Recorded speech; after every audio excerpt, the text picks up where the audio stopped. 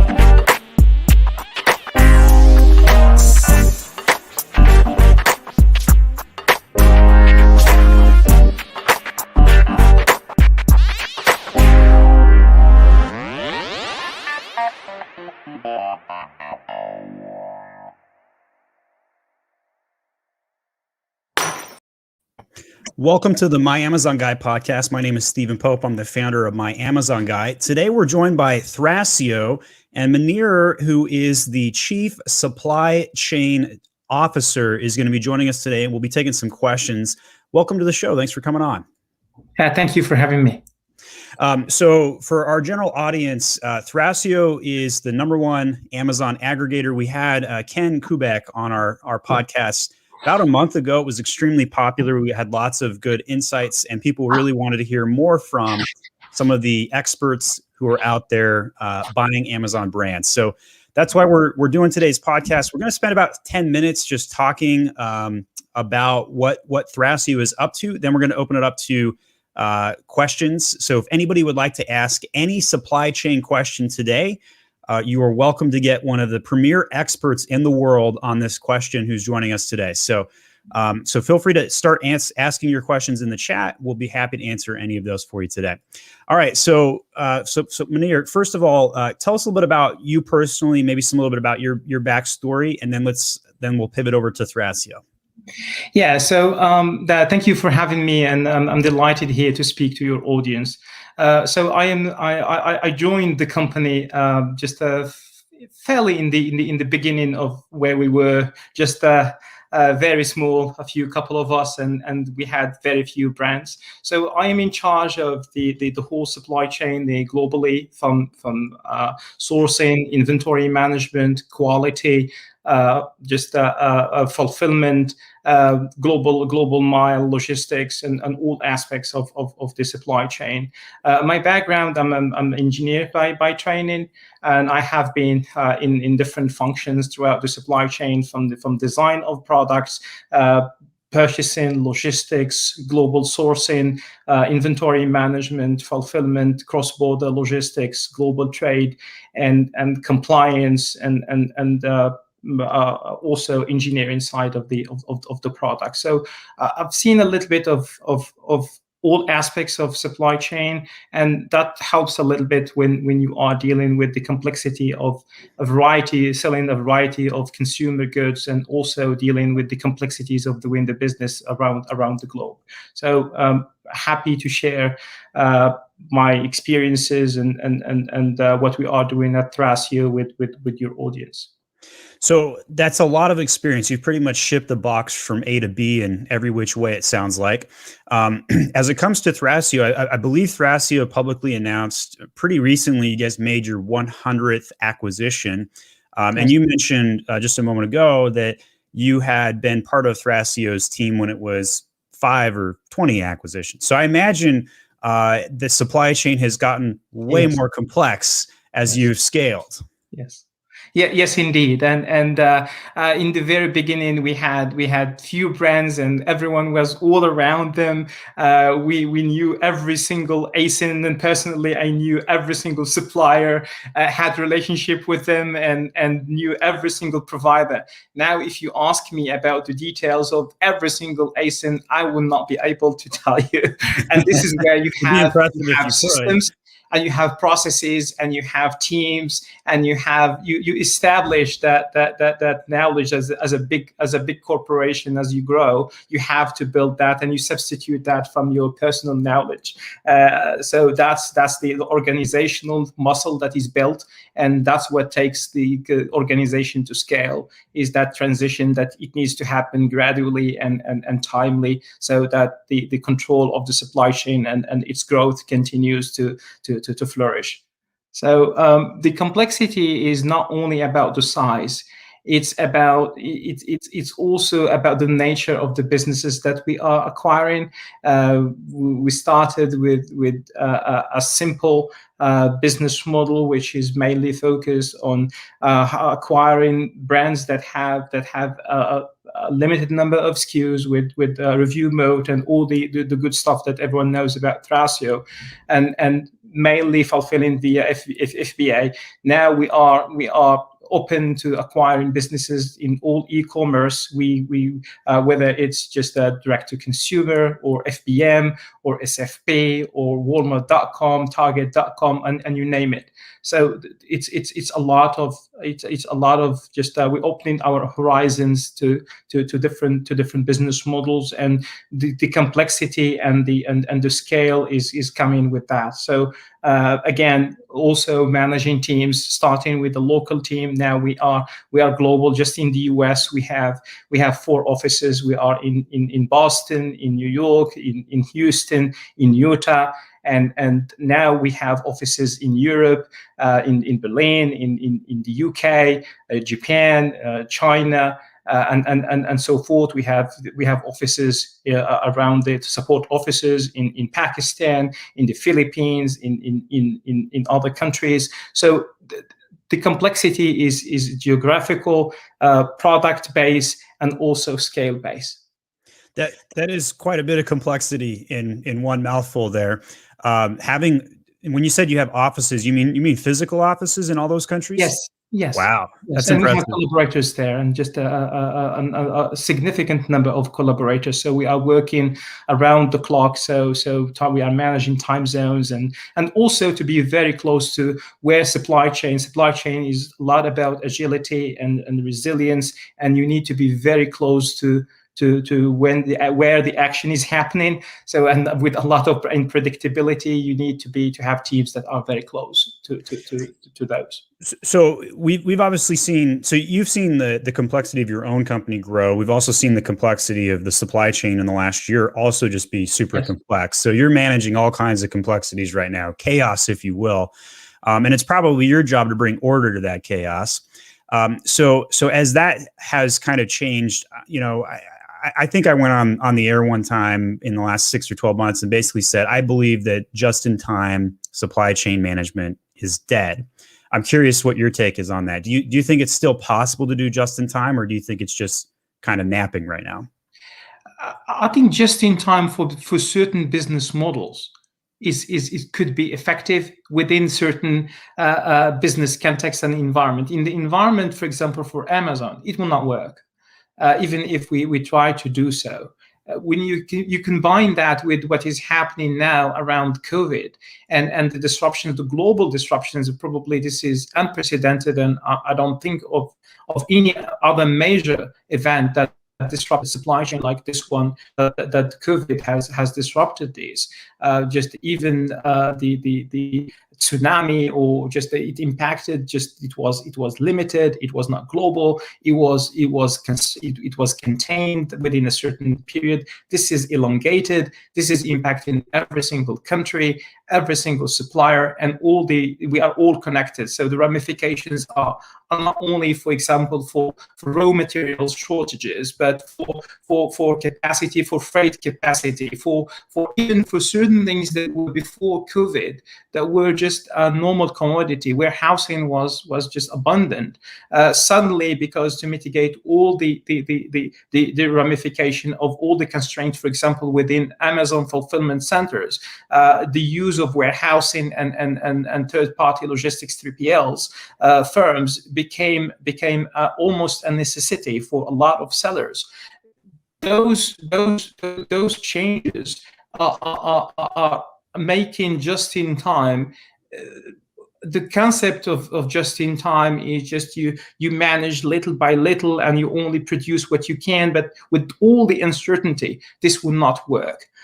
For example, now people are contracting at a very high rate to lock freight for a year, which was not possible to do. Just no one would be willing to sign these for these rates. But now the focus changed from just a cost perspective. Just let me secure capacity.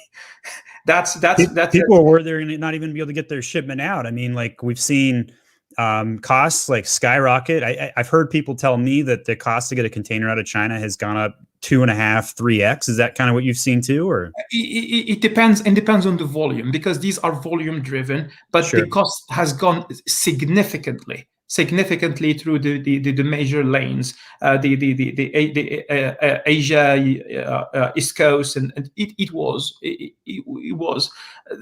increase was dramatic. And there is no sign that this will ease, especially with the approach now that the majority of big players and big box retailers and major e-commerce. I'm just speaking about e-commerce, but this is not only particular to e-commerce. Any player that is doing cross-border logistics from a freight perspective, everyone is worried whether they will have enough inventory for the holidays. So the planning horizon has extended. So if someone wanted to typically they will ship for the holidays in August or September. Now they have to shift that back to May, so that they have the assurance that this will be, that they can cope with the demand and they cope with this potential disruptions that will be happening. The size of the orders are also changing, that people are ordering higher quantities because of the constraint that they are afraid that the raw materials will continue to rise. This should be mitigated, of course. It should be done with reason, but there is no reason to believe that there will be a major improvement in the very short term. Of course, there will be some relaxation, but it all depends on the COVID situation and the normalization of a lot of economies that were hard hit with this. So that's my take about this. So we're live today with Thrasio, and this is a really interesting topic. We're primarily talking about supply chain today, and I've got to say you brought up a few good points that I think are worth impacting here. The first is you almost talked about, and you didn't use the word inflation, but that's kind of what you were talking, right? Like the cost of the raw goods is increasing, so it's inflating, and so it makes sense to lock in your annual contract right now, just to make sure you've got access to the goods. I think that was a pretty good call out. And then the other point that I think is interesting is you have to ship in a higher quantity. How are you experiencing, the need to order more, but the restock limits saying, hey, you can't ship in as much? Have you had to solve some of that chaos? Yes. So we have to balance. It's a balancing act. It's a very good question, because when you are ordering, it does not mean that all what you ordered will be first of all ready at the same time. So it will be at different stages. So batches.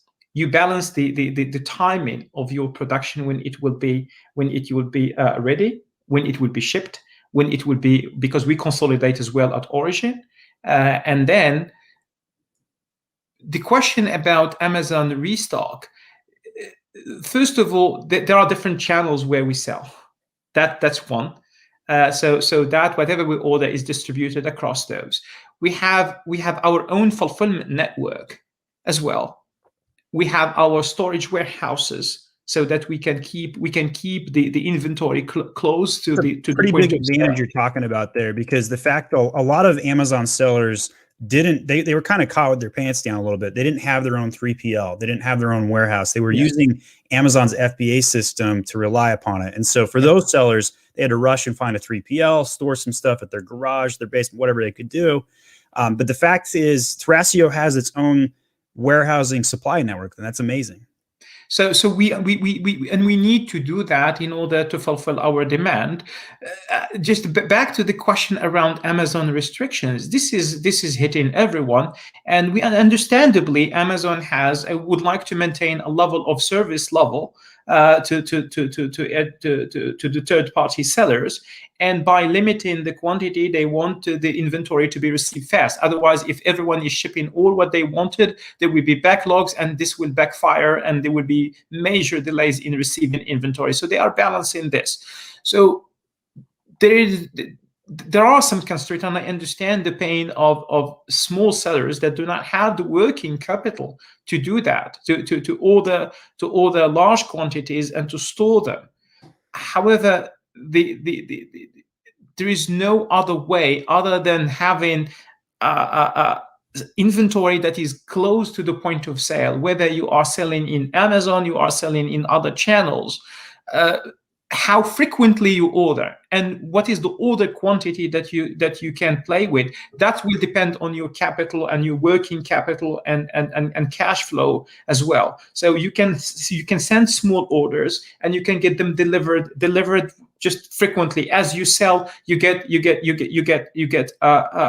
delivered, and then you send them. But again, and it would be extremely important to keep inventory at close to the point of sale and not sending it to Amazon all at once. If you can do that, sometimes because this will be generating a lot of IPI. IPI is, just as everyone is familiar with Amazon, this is how they allocate storage space. They allocate now the new restrictions that they imposed, and I see in the screen that you are sharing. Yeah, I'll talk about this briefly. So this is my own account called Momster. I'm right at the limit right here. You can see this, the standard storage. Yes. And so for many people listening to this, they had the ability, they had SKU restock limitations. Now it's shifted to storage restock limitations, not specific to any specific SKU. So my IPI is above 450. I've got unlimited storage. You can see that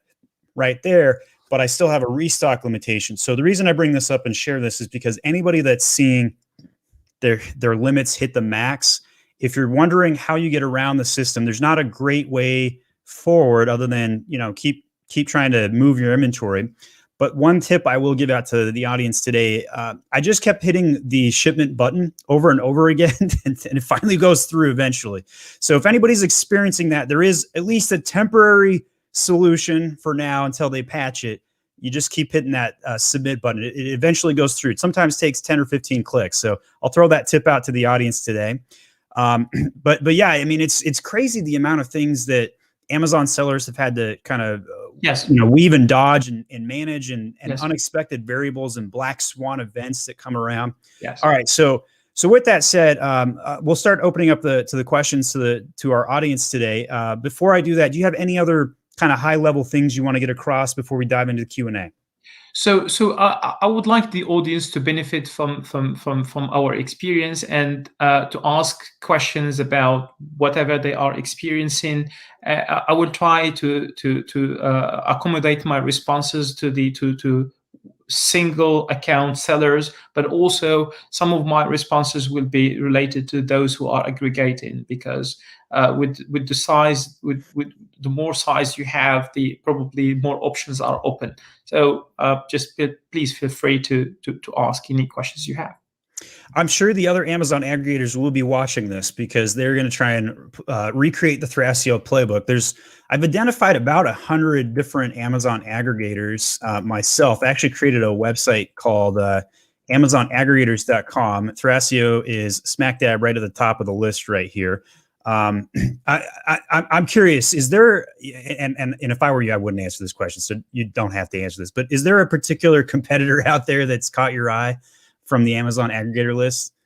Oh, we welcome competition and we love competition, and I wish the best of luck to everyone.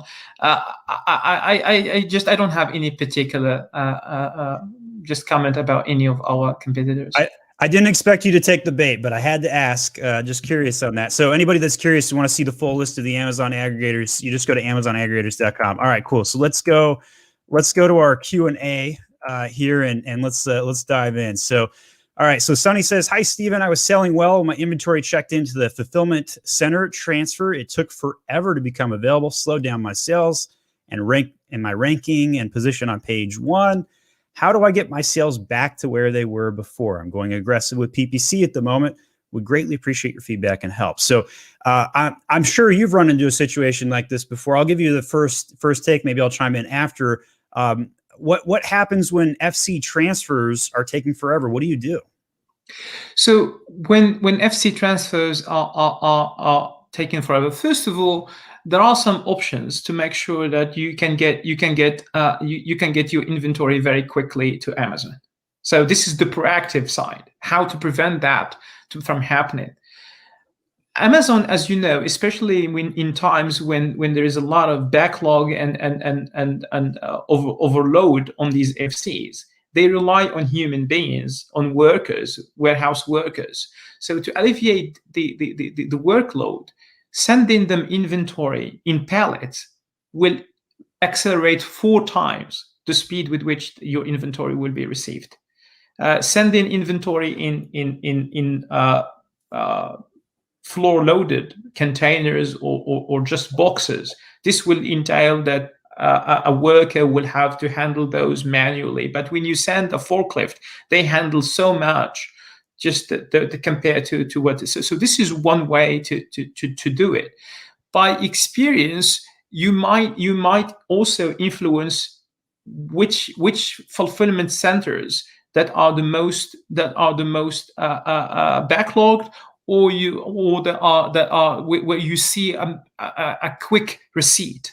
So by just sending inventory from a location, if you have multiple locations where your inventory is located, for example, if we are in just, we have a factory in somewhere in just, let's say, in Ohio, and we know that, for example, in certain periods, the Indiana fulfillment center was the best, and they received same day. So influencing where you send inventory that the ship from is also important, that you can sometimes forecast how quickly it will be received. So now, assuming that it is there, and there is the other thing I would like to share. There's a program called Amazon Global Logistics, AGL. Amazon Global Logistics is a program, for those who are not familiar with, that Amazon is acting as your freight forwarder, and they are kind of picking up from your supplier, and they are the one handling everything until it reaches the fulfillment center. You don't have to if you follow the program, it just you don't have to have appointments, and they deliver automatically, and they give you ability to start selling, to start your products, just even at a certain period, even if that inventory has not even touched the physical fulfillment center. Now, if you have a situation where the inventory is there and you cannot get it, the only way is to try to communicate with Amazon and ask them to expedite receipt. There is no other thing other than that to get it received. Again, there is no magical situation. If you had inventory already before stocking out, you have to manage the sales velocity so that you can last as much as you can. But there is no direct access to the fulfillment center in order to push them to receive that inventory quickly. That's the reality. And then alternatively, this is back again to when we were talking about having other fulfillment methods. If someone is selling FBM, that ability to fulfill directly from your warehouse is becoming handy when you are facing those situations. And for those who have the ability to even use the seller fulfilled prime, the SFP, which is a completely different program, which is equivalent to the prime, the difference is that you fulfill it from your own warehouses, will be extremely helpful. So the alternatives, SFP, FBM, how to prevent that proactively, just influence the way how you ship. If you ship full container loads, try to ship them in palletized. If you are using full truck loads as well, just the location where you are delivering, by having the influencing the ship from, and then if you face the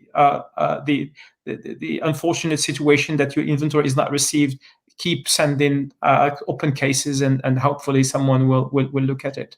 So one of the things you mentioned is you don't have any access to the fulfillment centers. Nobody does. But I think some people out there might wonder, the larger Thrasio has gotten, have you gotten any better special attention or been able to get more access? I'm just curious. No, Amazon is egalitarian. And there are the services that are open to everyone. If someone has an account manager, this is open to every single one. You can flag your issues and you will get that treatment, but no one gets a special treatment because of their size.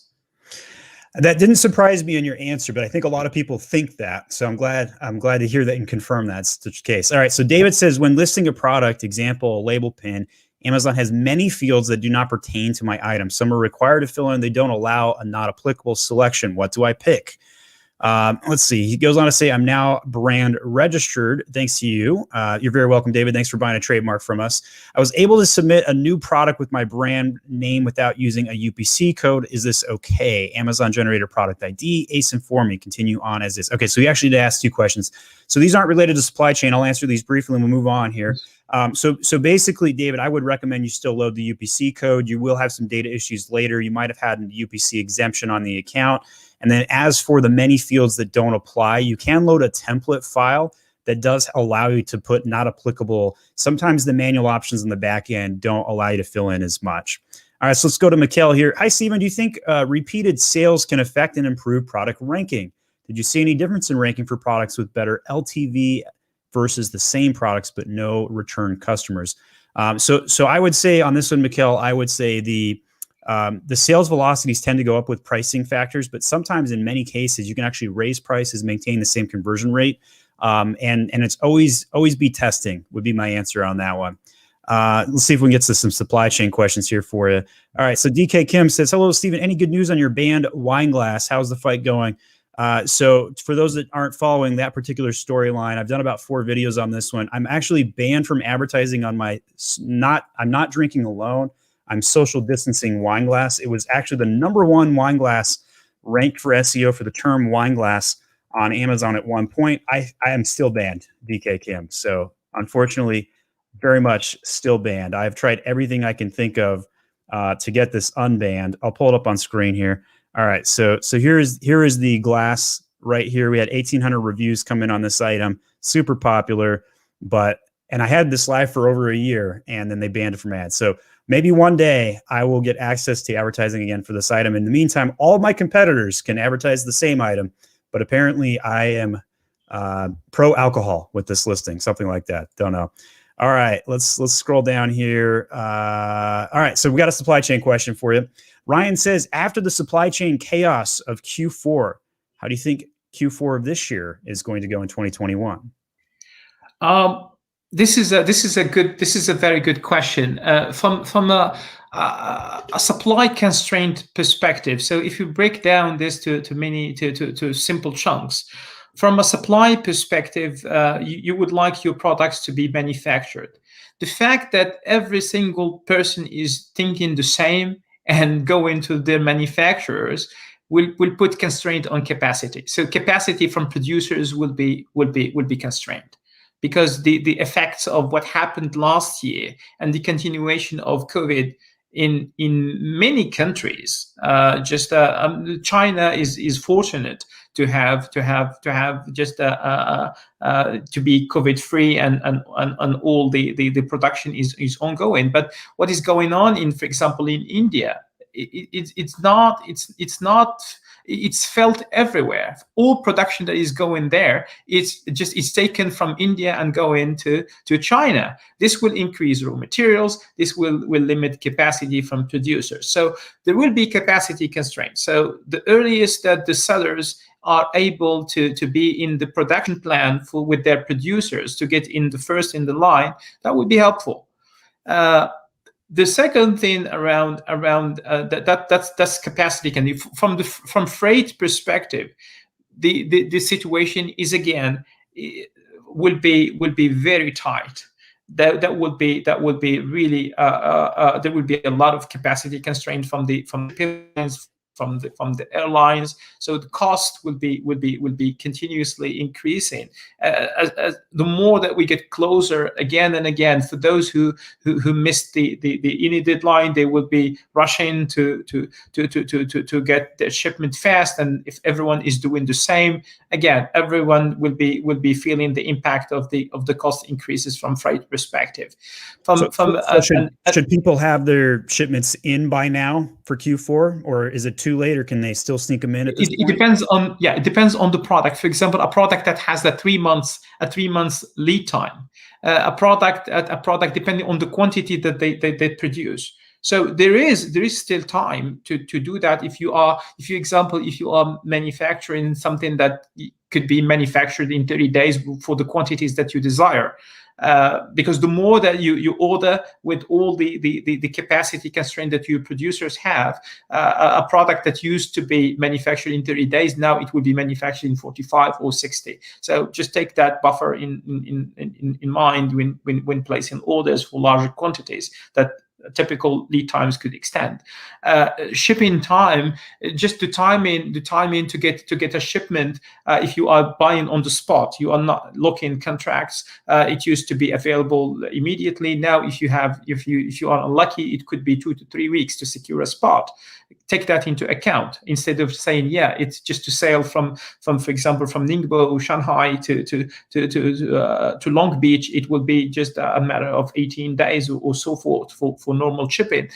You have to account for any delays. So if you back calculate all this, you find out that the window to ship for your Q4 is getting closer and closer and closer. So people need to act quickly, and depending on your products, on your situation with your manufacturer, I think action is warranted immediately. And also, if something is going to a 3PL and you have good terms with your 3PL with cheap storage, it will not hurt you a lot, unless you are talking about just a huge quantities that needs to be stored, or the capital as well is not allowing you to do so.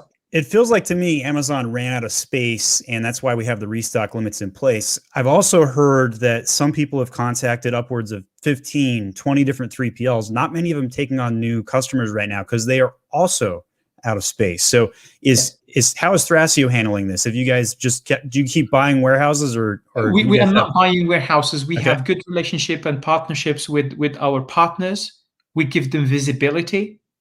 We give them, this is what we are trying to accomplish, and based on that, we have some space that is allocated to our products, and also we keep building relationship with new partners. Our partners are some of them are large enough to cater for a lot of our needs, but our needs are not only in one location, but across the country, across the globe. It's not only here in the US only, it's in Europe, it's in new countries, for example, where we operate. So again, it's a lot of relationship building. You don't need to build a relationship when you need them. You have to build that beforehand. And and a key matter for every single one in supply chain in times of disruptions is planning and visibility. The more you give people visibility for just 12 months forward, even if it is hard, no one has a crystal ball, not willing to commit anything, and you wait until you have a specific need, and then you expect it to be fulfilled immediately. That's not going to happen. No. So commitment as well and forecasting and planning goes hand in hand. The last piece of question around Q4 in Amazon.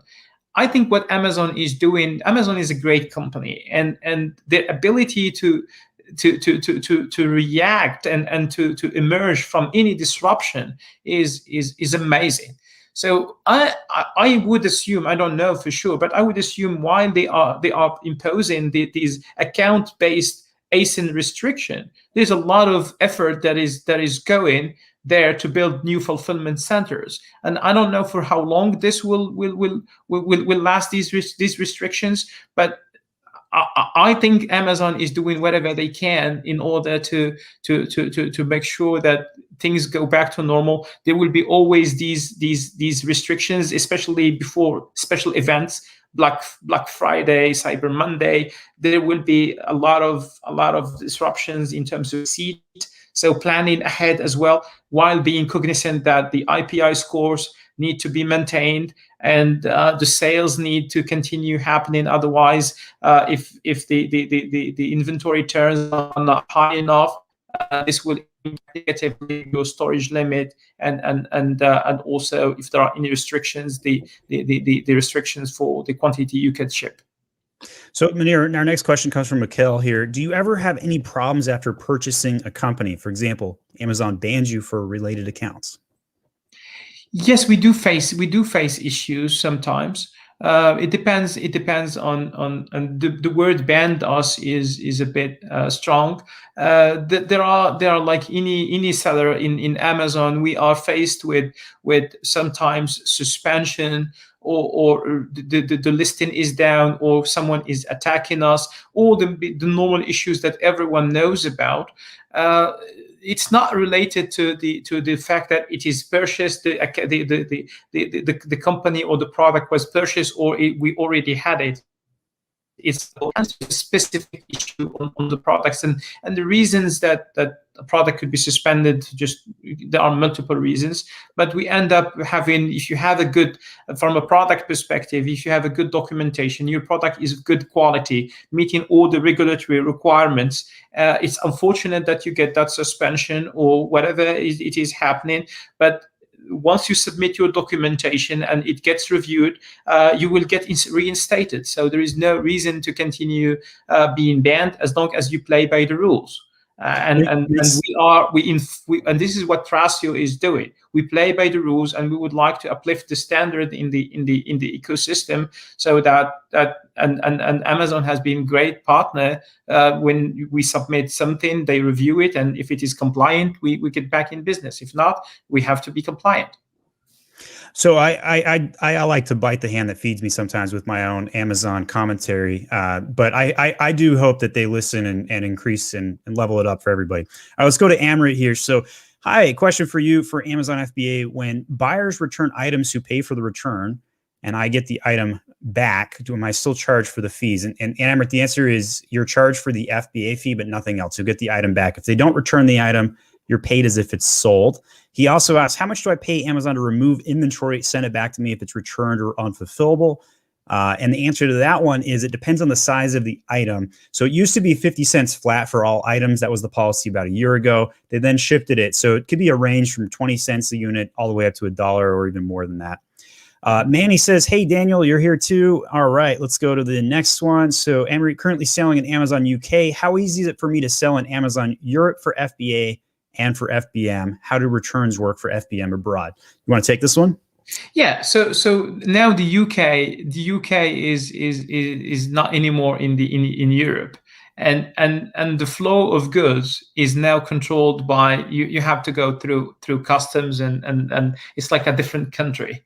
So it's in the past, it used to be just you send your inventory, for example, to the UK, and it gets distributed everywhere. So you have, I think the best thing to sell FBM is to set up shop and to set up a 3PL or a number of 3PLs based on your needs, and in different, for example, in continental Europe, France or Germany or wherever you desire, and then run FBM from there.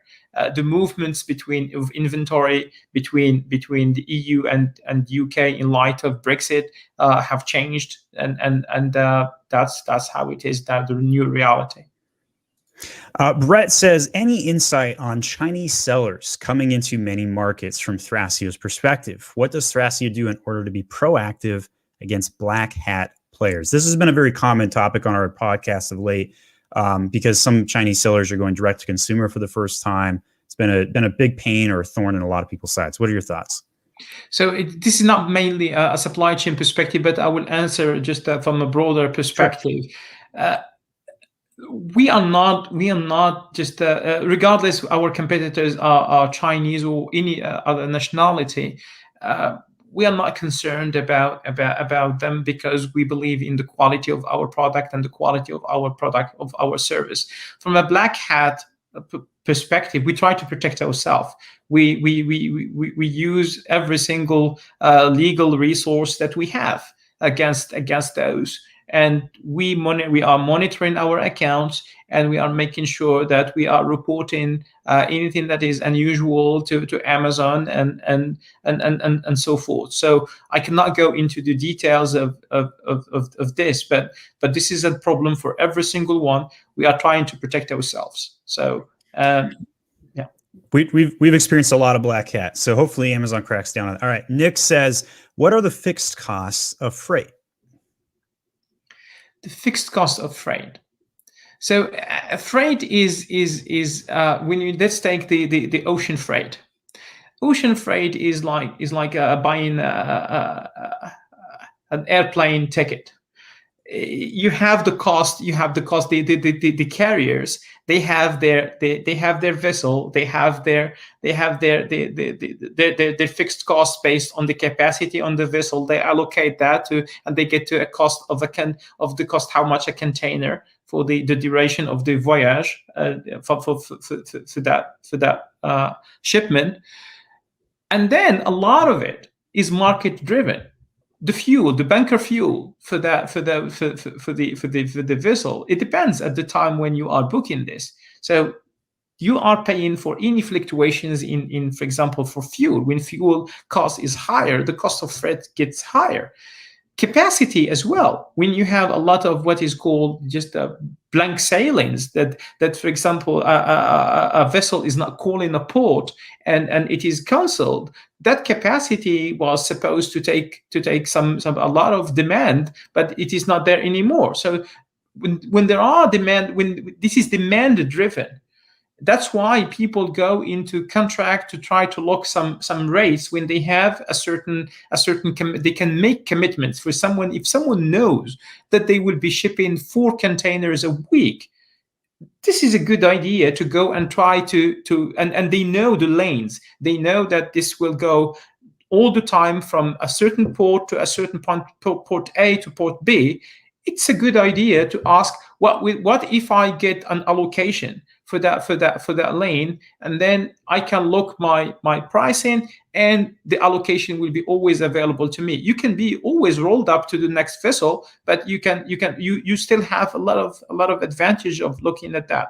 So the freight is just, there is no fixed part of it that is apparent to everyone, but behind the scenes, it's just a lot of variability in it, and it is market driven. Nick also asked a really great question. Is there something like a heat map of the ports that show which ones are the quickest to unload stuff? I'm not aware of, but all the major port operators, the big ones, they have SLAs with the shipping lines. So a shipping line, a vessel that is coming to a port, the owners, a minute that is still docked at the berth of a container terminal to be unloaded, it's money. And they have a commitment that to get them to get unloaded, unless there is, for example, a major backlog like it has been happening all along last year, where, for example, in Long Beach port has been just really constrained, and with the workers there, they are overloaded with COVID and everything. So a vessel can be unloaded in same day. It could be unloaded for 3 or 4 days, depending on that vessel. I don't want to go into a lot of details around this, but vessels, some ports are import-export ports. Some ports are for transshipment. Transshipment means that a vessel is coming, for example, from Rotterdam, and they are going to the final destination would be Long Beach, but they stop in Shanghai just to unload a bunch of containers and to take other containers. So it could stay there for a while. A container, once it is unloaded from a vessel, it stays there and until a truck will get it, and you need to get it out, and then you have to clear customs and so forth. So it could be a process between 2 to 5 days in normal times. Sometimes it's just 1 day. It depends also if you are sending a full container or an LTL with less a container load, LCL. Because the LCLs, you need to have the container fragmented, and then the customs process takes a bit longer. So it depends. We're going to take 2 more supply chain questions from the audience today. So Mikhail says, question, what are the best launching and ranking strategies you use at Thrasio? How do you collect reviews? And I realize you're more the supply chain guy, not the marketing guy, but let's see what you have to say. I think the best thing to launch a product, I will just answer from a supply chain perspective, is to be able to plan well your launch. And from a supply chain perspective, make sure that you have enough inventory available in case the product is successful. And if you are not comfortable sending all of it to Amazon, have it close to a point of sale. If you are not even confident about that, just make sure that your supplier is ready to produce very quickly by having all raw materials ready, so that you can, in case the product is successful, that you are launching is successful, you can easily fulfill that demand. And just having FBM as well as an option if you have a limitation of inventory that you can send for a new launch, like it was the case for the previously. Now it's account based. You, depending on your strategy, you can allocate more quantity to new launches if you are confident that they will be successful, and you create shipments for those. But bear in mind that those will be eaten up from your limitation if you are subject to those from the overall account limitation. So from a supply chain perspective, availability of the products is essential, so that you can continue maintaining rank and everything. From I cannot talk about the reviews or the ranking strategies. All right, here's our last question from the audience today. Does Thrasio have a min yearly profit for brands they're looking for? What about Amazon only focused brands versus multi-channel? Any preferences or things should know if they want to sell their business to Thrasio this year? So we don't have any preferences. We are mainly Amazon based today.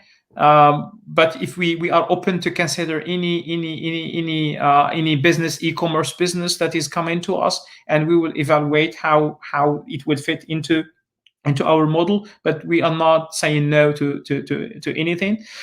Regarding the profit, and every good business that has an objective for, not also from a brand perspective, but product perspective. We know you have to do your economics, you run your economics, the COGS, all your fees, your overhead, and you have to run a profitable business. That level of profit will depend on which category. Is it cost competitive? Is it a category that is restricted only on a number of players? What is, you have to be competitive anyways. So you cannot raise your prices, and you cannot leave money on the table by underpricing. So pricing strategies are important, but having a goal is important for everyone to maintain profitability and